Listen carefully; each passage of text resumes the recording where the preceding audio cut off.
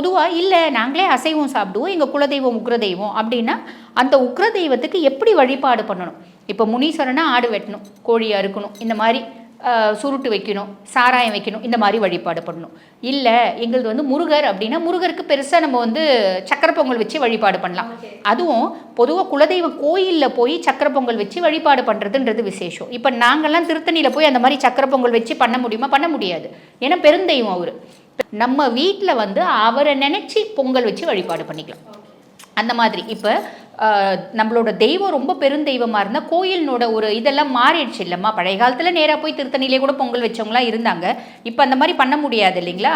அப்போ அவரை நினச்சி நம்ம பண்ணிக்கலாம். எந்த தெய்வத்துக்கு எது பிரியமானதோ, எந்த தெய்வத்துக்கு என்ன மாதிரி வழிபாடு செய்யணும் அப்படின்றது விதிமுறையோ குல வழக்கமோ அந்த மாதிரி வழிபாடு செய்யணுமா. KBG Trips. Think holidays. Think KBG Trips. For bookings and inquiries, WhatsApp 9629 911889.